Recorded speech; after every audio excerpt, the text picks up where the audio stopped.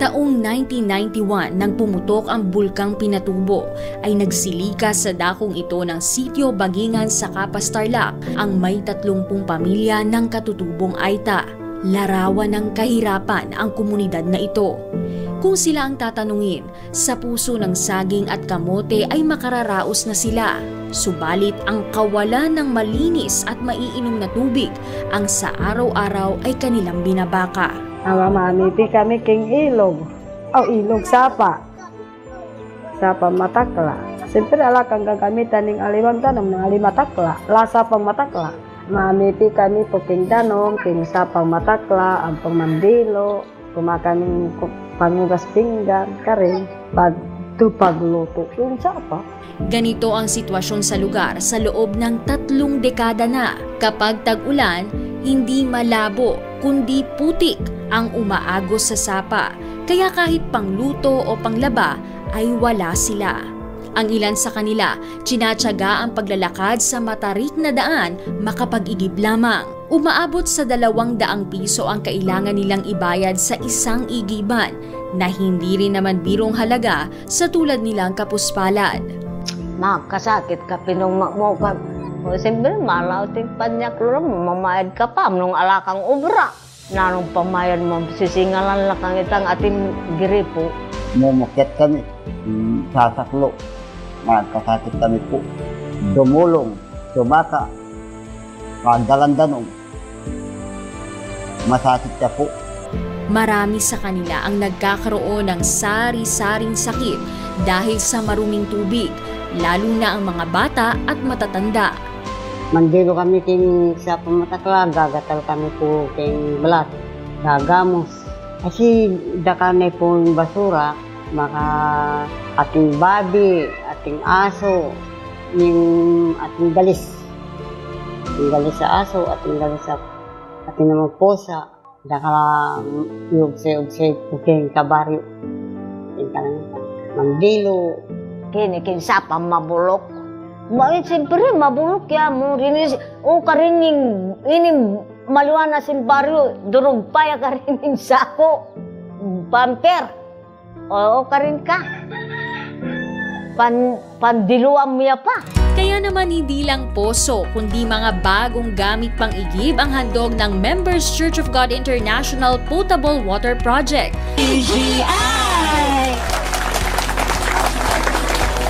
At upang makatiyak na ligtas inumin, ay isinailalim sa potability test ang tubig. Based on the test report of Hydrolab for microbiological water analysis of Sitio Bagingan, deep well water sample has passed all the water parameters for potable water. Baka sa kanilang mga mukha ang ligayang hindi mabibili dahil sa wakas, makakatikim na sila ng malinis at ligtas na tubig. Kanyama na. Higit sa lahat, mas masarap pa sa tubig na malinis ang tamis ng kanilang pagpapasalamat sa kabutihan at kagandahang loob ng Diyos. Yun po yung pinasasalamatan namin dito sa Sitio Bagingan. Na mayroon pong tumulong yung MCGI. Salamat po sa Diyos na binigyan nyo ng tulong ang Sitio Bagingan. At magpasalamat kami. Okay kayo. Yung MCGI, yung sasaw, gagawang bomba. Pero pasalamat ko po kung ating binito. Ali na kami po magkasakit yung danong. Ali na magkasakit yung anak yung putin danong. Ikay po bingin ng lubid ng Diyos na ikay yung nakakapit. Na bangkanita, ala kami inuman na marinat kaya sa pang matakpa. Salamat sa Diyos sa mabuting pagkakataong makatulong sa kapwa at makapagpasalamat sa Diyos sa pamamagitan nila. Sa Diyos ang lahat ng karangalan at kapurihan magpakailanman.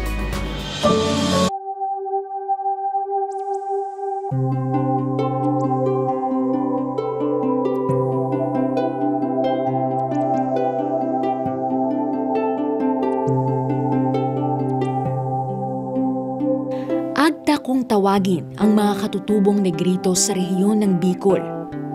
Kabilang sa kanila ang tribo Manide ng Barangay Osmeña sa bayan ng Jose Panganiban, Camarines Norte.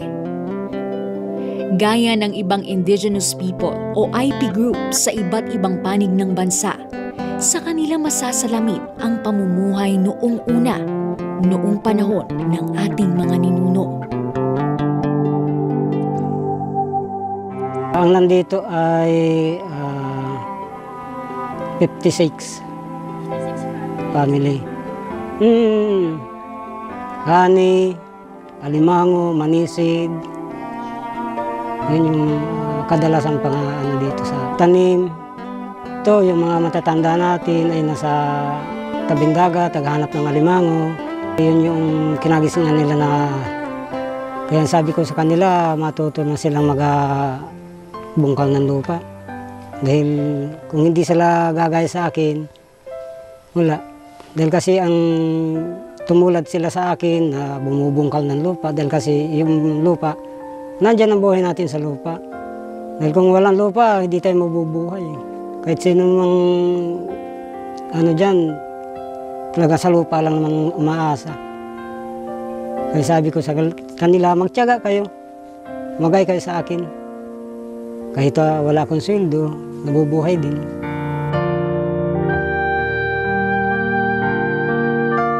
Ako noon, nung maliit pa, ay yung magulang ko ay naghahanap ng pagkain namin. Ay pagdating nung nanay ko sa bahay, may dala ng bunga ng anahaw. Yun ang kinakain namin. Isda, tapos yung alimango, talagang hirap din maghuli ka ng mga pambinta dahil wala ka mong sasakyan, bangka, mano-mano lang ang gawa. Pinapana lang. Kung minsan naman ay hindi man kalaki, mga 500, ganyan. Sabi ko, sapat na yan. Ganyan lang. Pag nakabili ng bigas ng mga 5 kilo, ganyan, ano na yan, babalikin yan.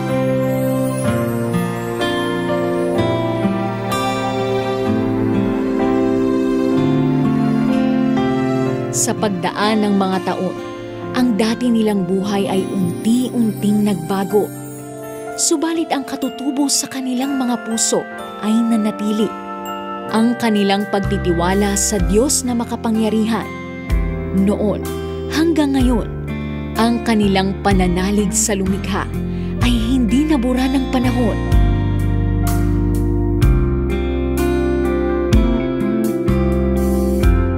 Laki pa rin ang kakulangan ng tubig. Talagang sacrifice talaga. Kanya-kanya ng hanap. Pag mahina-hina ka, wala kang tubig dyan. Minsan may naisusugo din sa ospital. Ako'y palaging nananalangin sa Panginoon. Dasal na lang ako. Ano ako sa Diyos. Nang paano nang sakas. Saan ko na ako ay huwag ng sakit. Ako'y dumadasal din ako. Sabi ko, Lord, kami ay bigyan mo kami ng magandang kabuhayan, kaming pamilya, para huwag kaming magkasakit. Mga simpleng lang, para hindi tayo nakakalimot sa Diyos. Sabi ko din sa mga dako, magpasalamat tayo sa Diyos. Kung wala ang Diyos, hindi tayo mabubuhay ng ganito. Siya yung may hawak ng buhay natin.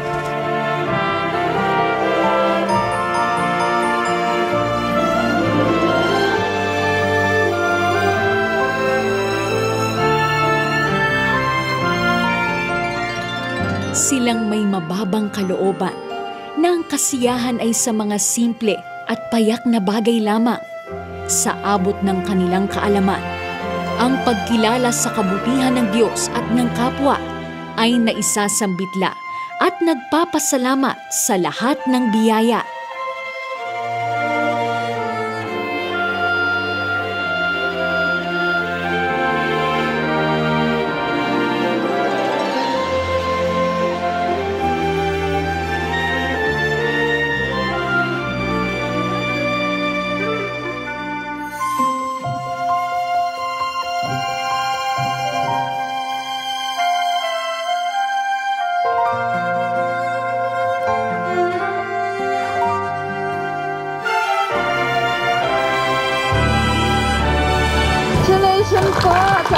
mga kapatid na manipig.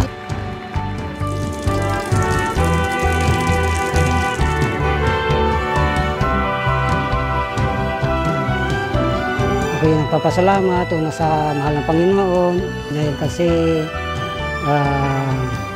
hindi ko inaasahan talaga na kami mararating. Dahil kasi yung mga pangarap ko, daing ko doon sa akin mga kasamahan na mag-allocate sa bayan para makaroon ng madagdagan yung tangke. Hindi nakakuiba yung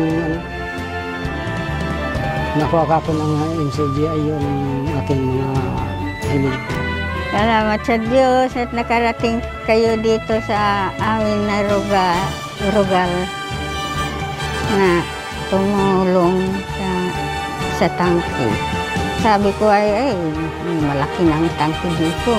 Malapit na ang tinukunan namin ang tubig.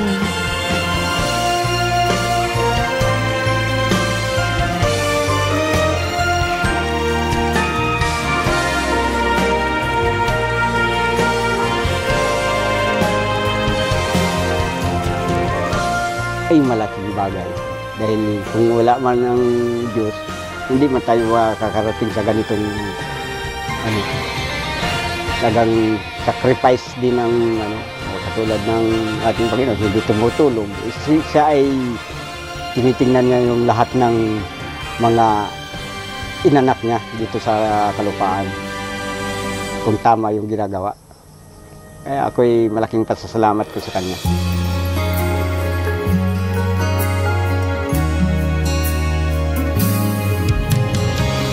Masarap po kasi sa pakiramdam, sa naituro ko sa aming pagsasama-sama, pag meron kang na-accomplish na parang may napapangiti kang mga tao, may tao kang napapatuwa, kung anong mabuting paggawa na sama-sama.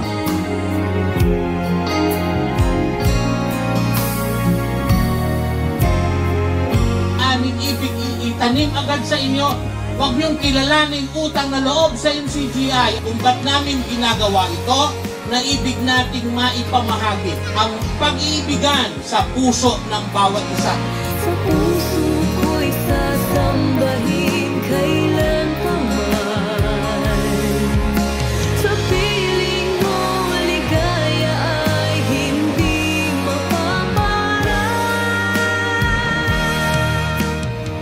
ang bayan ng Diyos na Kanyang isinugo sa sanlibutan upang maghatid ng liwanag sa mga pusong nadirimlan. Gaya ng Diyos na lumikha sa ating kawangis niya at ng Panginoong Hesukristo na nagliliwanag sa kabutihan, ay patuloy nagagawa ng Kanyang kalooban at ang liwanag ay mananatili hanggang sa walang hanggan.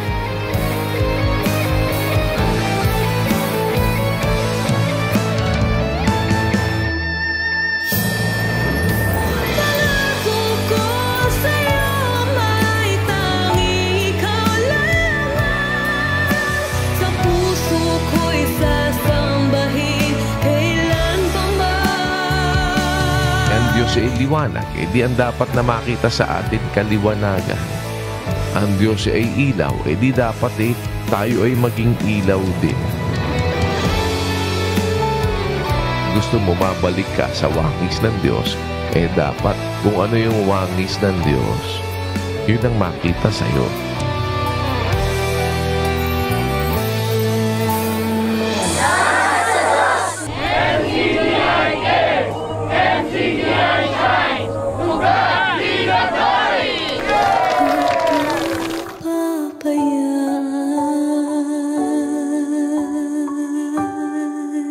Sa Diyos ang lahat ng karangalan at kapurihan, magpakailan, kailanman.